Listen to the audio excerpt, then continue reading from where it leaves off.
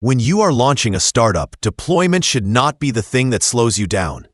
You want to push your code, see it run, and move forward. Two platforms that have become popular because of that mindset are Render and Railway. Both aim to remove the complexity of traditional cloud hosting, while still giving you enough control to scale as you grow. But the experience of using them is different, and that difference can really shape your workflow as a small team. Render feels like a platform designed to replace the classic mix of server hosting, static hosting, database management, and background workers with one unified system. You connect your repository, choose your service type, and Render handles the build and deployment pipeline automatically.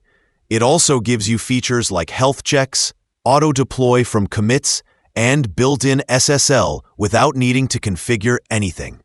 The interface is clean and predictable. For small teams, this means you spend less time dealing with DevOps and more time shipping features. One of Render's big strengths is how it organizes services. Everything feels structured.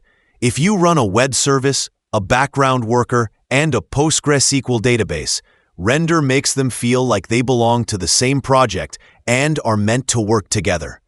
It is ideal for teams that want organization and clarity from day one. Railway, on the other hand, leans into developer friendliness and speed. It is built around the idea that your environment should appear automatically. You push code, Railway detects what your project is, and it configures the basics. It also makes environment variables and secrets simple to manage. The interface is minimal and feels very modern. Railway focuses on removing friction and letting you prototype quickly. Where Railway shines is in experimentation. Want to test a new service? Want to spin up a quick database? Railway makes that feel effortless. It is great for hackathons, early product building, and rapid iteration where you do not want to think about infrastructure yet.